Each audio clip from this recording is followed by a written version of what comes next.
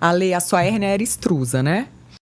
Tenho uma dúvida, então. Tá. Porque eu achava que hérnia extrusa era caso cirúrgico. Só cirúrgico. Só cirúrgico. Bacana, essa pergunta é bem interessante e gera muitas dúvidas, até para quem é ortopedista. Eu tenho uma maquete aqui, que eu acho que eu consigo demonstrar alguma coisa, né?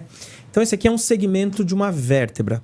As caixinhas são a vértebra, o vermelhinho é o disco.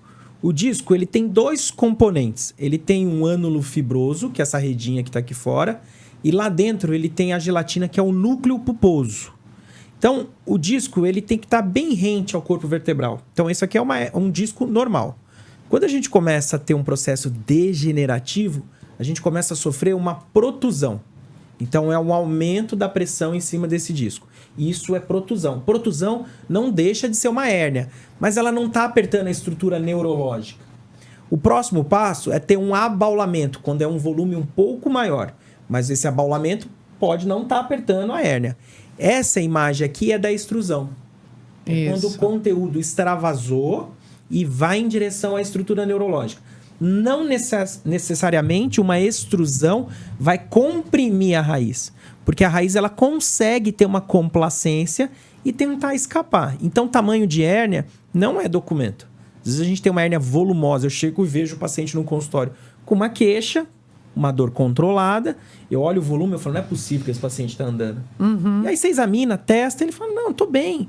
Então, esse paciente é cirúrgico? Não, a gente não vai operar volume, eu não opero papel, eu opero paciente. Então, a gente tem que associar a imagem, a clínica, ao que o paciente está contando isso pra gente. Então, isso é fundamental. Então, respondendo a tua pergunta, nem toda extrusão é cirúrgica.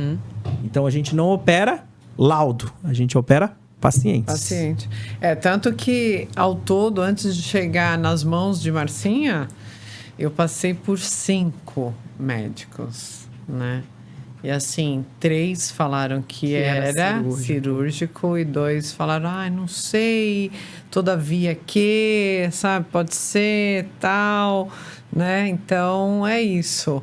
E eu acho interessante porque eu escutava muito assim, olha, imagina que é um babalu. Um babalu que você aperta e sai o líquido. É muito comum o paciente chegar, isso já ficou meio no consenso da população, né?